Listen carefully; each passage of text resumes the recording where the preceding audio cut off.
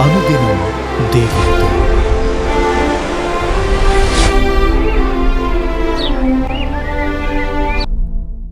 Praise the Lord. అనుదినం దేవునితో అనే కార్యక్రమాన్ని చూస్తున్న మీ అందరికీ మన ప్రభు అయిన రక్షకుడైన యేసుక్రీస్తు ఘనమైన నామములో వందనాలు. ఉదయకాలం దేవుని వాక్యం చూసుకుందాం. తిమోతికి రాసిన 2వ పత్రిక 1వ అధ్యాయం 5వ వచనం. ఆ విశ్వాసము మొదట నీ అవ్వ అయిన లోయలోను నీ తల్లి అయిన యూనికలోను వసించెను. అది నీయందు సహా వసించుచున్నదని నేను రూఢిగా నమ్ముచున్నాను. ఇక్కడ అపోస్తలుడైనటువంటి పౌలు గారు తన ఆత్మీయ కుమారుడైనటువంటి తిమోతితో అంటున్నాడు, నీ అవ్వ అయినటువంటి లోయలోను నీ తల్లి అయినటువంటి యూనికలో విశ్వాసాన్ని నేను చూస్తున్నాను. అదే విశ్వాసము నీయందు కూడా నాకు కనబడుతున్నది అంటున్నాడు. తిమోతి తల్లి అయినటువంటి యూనికే, అతని అవ్వ అయినటువంటి లోయి ఇద్దరు కూడా దేవుని యందు భక్తి కలిగినటువంటి విశ్వాసం కలిగినటువంటి స్త్రీలు. లోయి తాను కలిగినటువంటి విశ్వాసాన్ని, తాను కలిగినటువంటి భక్తిని, నమ్మకాన్ని, క్రమశిక్షణతో కూడినటువంటి నడకను తన కుమార్తె అయినటువంటి యూనికేకు నేర్పించింది. యూనికే తాను కలిగినటువంటి తన తల్లి దగ్గర నుండి తాను నేర్చుకున్నటువంటి భక్తిని, విశ్వాసాన్ని, క్రమశిక్షణను తన కుమారుడైనటువంటి తిమోతికి నేర్పించింది. తిమోతి కలిగినటువంటి సత్ప్రవర్తన, క్రమశిక్షణతో కూడినటువంటి భక్తి, విశ్వాసము చూచినటువంటి వారు అతని తల్లి పెంపకాన్ని మెచ్చుకుంటున్నారు. అలాగే అతని అవ్వైనటువంటి లోయి యొక్క భక్తిని మెచ్చుకుంటున్నారు. తిమోతి యొక్క ప్రవర్తన ఇతరులు మెచ్చుకునే విధంగా, దేవుడు మహిమపరచబడే విధంగా ఉంది.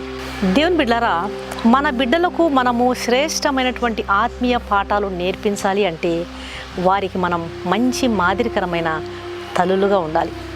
పిల్లలకు విశ్వాసాన్ని నేర్పించాలి. మన బిడ్డలు కూర్చున్నప్పుడు, లేచినప్పుడు దేవుని గురించి, దేవుని ప్రేమను గురించి, ఆయన త్యాగాన్ని గురించి వారితో మనం మాట్లాడాలి. అట్లా కాకుండా మనము పిల్లలతో గడపాల్సినటువంటి శ్రేష్టమైన సమయాన్ని పిల్లలతో గడపకుండా టీవీల్లో సీరియల్ చూసుకుంటూ, లేదా ఇరుగు పొరుగు వారితో పిచ్చాపాటి మాట్లాడుతూ, ముసలమ్మ ముచ్చట్లు పెట్టుకుంటూ, లేకపోతే వ్యర్థమైనటువంటి వాటిని చూస్తూ సెల్ ఫోన్లలో అనవసరమైన వాటి ముందు మన సమయం గడిపినట్లయితే, పిల్లల్ని నిర్లక్ష్య పెట్టినట్లయితే దానికి తగిన మూల్యం మనం తప్పకుండా చెల్లించాల్సి ఉంటుంది.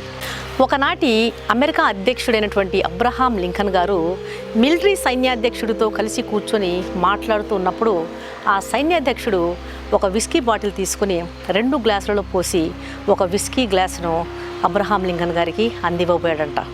అప్పుడు అబ్రహాం లింకన్ మర్యాదగా దాన్ని వారించి, సారీ, నేను మద్యం త్రాగను అని చెప్పాడంట. కాసేపైన తర్వాత ఆ సైన్యాధ్యక్షుడు సిగరెట్ ఒకటి ప్యాకెట్ తీసి, అందులో నుంచి ఒక సిగరెట్ తీసి అబ్రహాం లింకన్ గారికి అందివ్వబోతుంటే మరలా అబ్రహాం లింకన్ అతన్ని ప్రేమతో వారించి, సారీ, నేను నా జీవితంలో సిగరెట్ కాల్చనని, మద్యము ముట్టనని నేను ఒకరికి ప్రమాణం చేసినాను అని చెప్పినాడంట. ఆ మాట విన్నటువంటి సైన్యాధ్యక్షుడు ఆశ్చర్యపోతూ, ప్రమాణం చేశావా? ఎవరికి అని ఆశ్చర్యంగా అడిగాడంట. అప్పుడు అబ్రహాం లింకన్ చిరునవ్వుతో, నా చిన్ననాటి సంఘటన చెబుతాను విను అని చెప్పి, నాకు 9 సంవత్సరాల వయసు ఉన్నప్పుడు రోగము కలిగి మరణముతో పోరాడుతున్నటువంటి నా తల్లి నన్ను తన చేతుల్లోకి తీసుకొని, నా కుమారుడా, నేను ఎక్కువ కాలం బ్రతకనని డాక్టర్లు చెప్పేశారు. నేను కన్ను మూసినా మనం ప్రేమించే దేవుడు కునుకడు, నిద్రపోడు. నువ్వు పెద్దవాడి అయ్యే తర్వాత ఆ దేవుని కొరకు నువ్వు బ్రతకాలి. నువ్వు పేదల పక్షాన నిలబడాలి.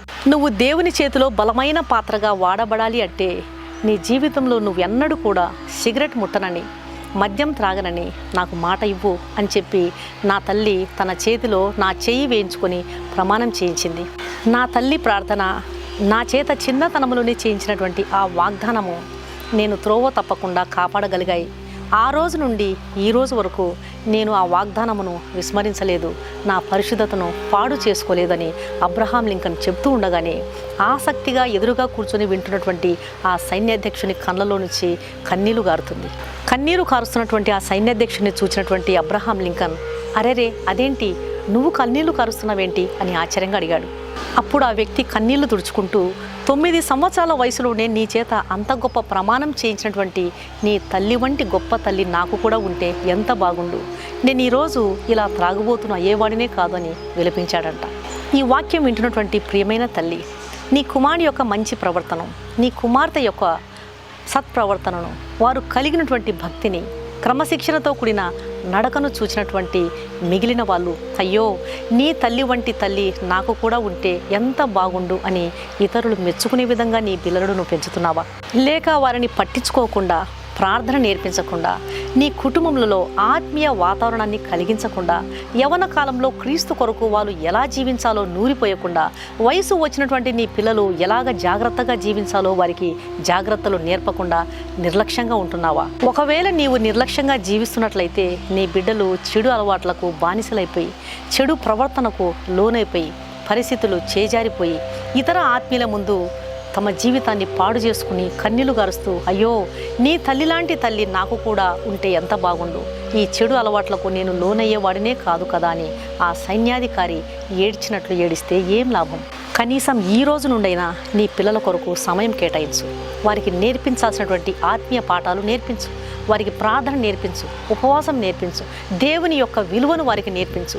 ఈ రోజు నుండైనా వారితో నువ్వు సమయం గడిపి వారికి ఆత్మీయ పాఠాలు నేర్పించినట్లయితే ఒక యూనికే వలె, ఒక లోయి వలె, ఏ రీతిగా తిమోతిని పెంచినారో, క్రమశిక్షణతో కూడిన భక్తిని నేర్పించారో ఆ రీతిగా కనుక నీవు ఉన్నట్లయితే, నీ బిడ్డలకు నీవు విశ్వాసం ఇచ్చినట్లయితే, ఆ పిల్లలు ఎదిగి ఒకానొక దినమందు ఒక అబ్రహాం లాగా, ఒక మోషేలాగా, ఒక యోసేపు లాగా ఎదిగి ప్రభువును మహిమపరుస్తారు.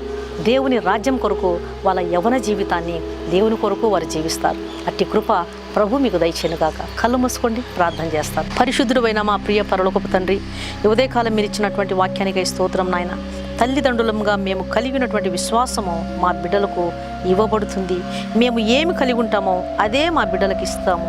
అది విశ్వాసమైనా, అవిశ్వాసమైన, చెడుతనమైన, మంచితనమైన ఏదైనా సరే మేము కలిగిన దాన్ని మా బిడ్డలకు ఇస్తున్నాం. మేము కలిగిన విశ్వాసాన్ని అది మా తర్వాతి తరానికి అందించబడేలా నీతి ప్రవర్తన మాకు దయచేయండి.